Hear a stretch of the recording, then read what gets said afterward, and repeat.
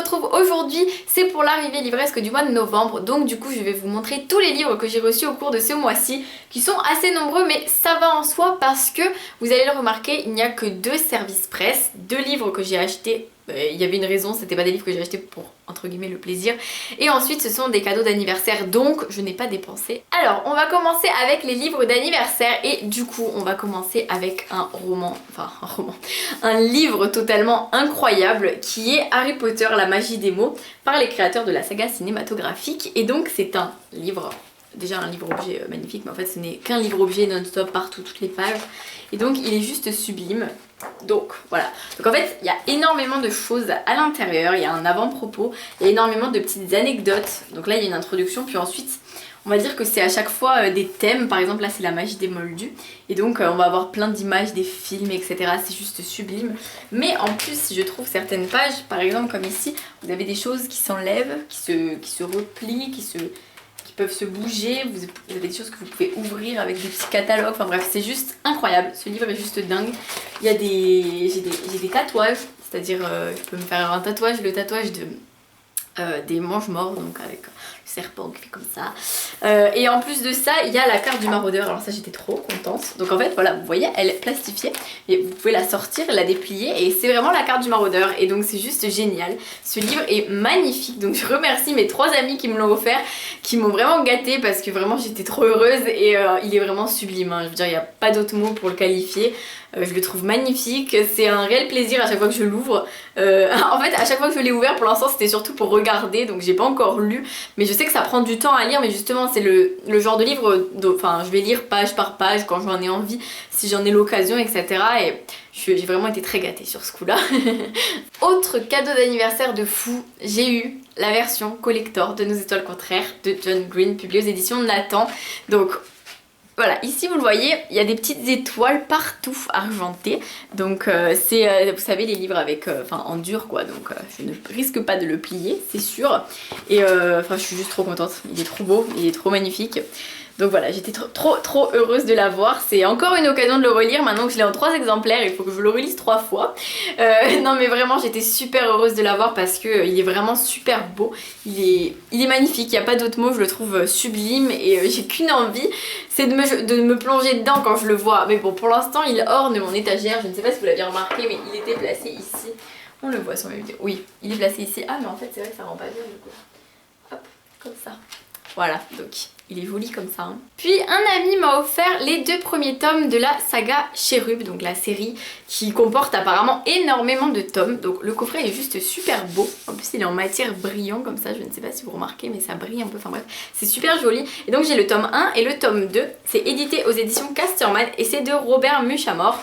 Donc je suis impatiente de découvrir cette saga et en plus j'ai vu que de nombreux amis à moi apprécient.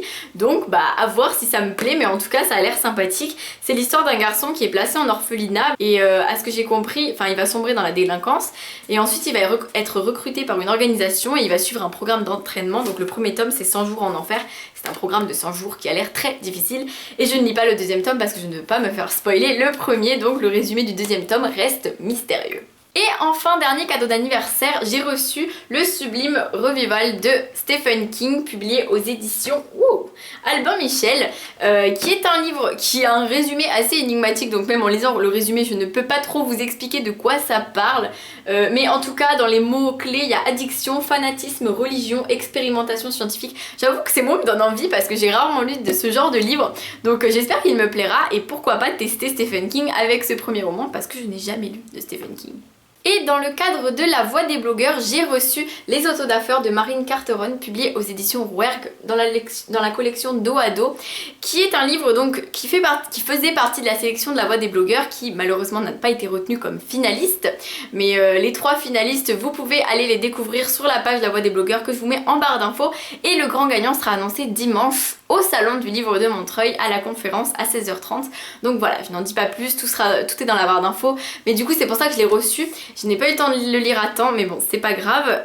Et donc du coup je vais le lire et j'espère qu'il me plaira. En tout cas le résumé est de nouveau assez énigmatique. C'est un jeune garçon de 14 ans qui a énormément de charges retenues contre lui parce qu'il a l'air d'avoir fait des choses assez graves. Mais en fait il explique que non, il n'a rien fait, mais que si il devait avouer qu'il n'a rien fait, alors il devrait avouer le secret des autos da feur, et dans ce cas-là il n'a pas le droit et on ne sait pas trop pourquoi, mais ça a l'air d'expliquer justement toute cette histoire et c'est vrai que c'est un roman qui a l'air vraiment sympa. Donc du coup j'ai hâte de le découvrir, surtout qu'il y a eu des avis très mitigés, donc du coup c'est assez intéressant pour moi de découvrir quel sera mon avis sur ce livre. On passe au service presse et j'ai reçu le tome 2 des Intrigantes de Christine Ferré-Fleury, publié aux éditions Hachette. Donc le livre est juste super beau, enfin moi je le trouve vraiment magnifique. Là c'est tout doux sur la dentelle, ça a vraiment l'effet dentelle. Et le dos aussi est très beau, enfin bref je trouve le livre objet très beau. Au niveau du tome 1 j'avais apprécié sans plus, j'avais été assez déçue parce que j'avais lu un roman de Christine Ferré-Fleury, Au bois dormant, qui était juste merveilleux, j'avais vraiment adoré son univers, tout ça. Et là en lisant Les Intrigantes j'avais été assez déçue parce que je m'attendais à beaucoup plus de sa part.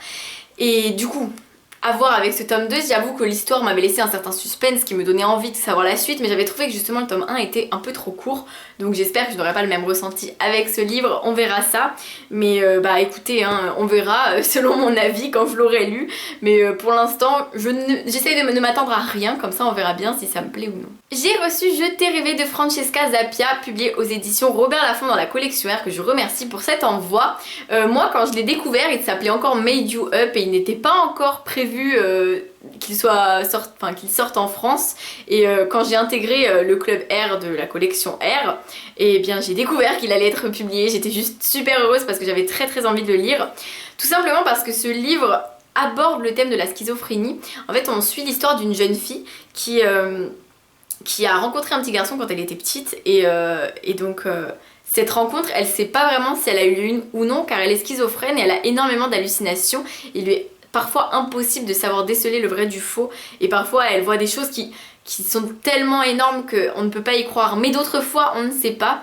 Je vous parlerai plus en détail de ce livre dans le bilan du mois qui arrivera samedi, parce que du coup je ne vais pas vous en parler dans le book haul trop, j'ai pas envie de trop vous en dire, mais j'ai vraiment adoré ce livre et bref, on en parle samedi. Je me suis acheté En attendant Godot de Samuel Beckett, qui est une pièce de théâtre que je vous avais déjà présentée il y a longtemps parce que je l'avais sur ma liseuse, mais je n'en avais pas tellement parlé. Et donc là je l'ai acheté en livre parce que pour le partiel je trouve ça beaucoup plus évident de la voir, de pouvoir aussi surligner certaines choses ou quoi, par rapport au fait que des fois il y a des petites choses, si on les surligne pas on a du mal à les voir, enfin bref, je trouvais ça beaucoup mieux. Oui j'ai écrit dans un livre, mon dieu, mais bon ce sont des livres de cours donc ça ne compte pas. Et donc du coup je l'ai commandé pour pouvoir la voir, et c'est une pièce de théâtre avec deux personnages principaux qui sont Vladimir et Estragon qui attendent Godot durant toute la pièce, et donc le suspense c'est de savoir si Godot va un jour ou non arriver, et c'est vraiment très drôle comme pièce, et en fait à étudier je la trouve géniale. J'adore étudier cette pièce, j'adore ce cours sur Godot parce que je trouve ça vraiment passionnant.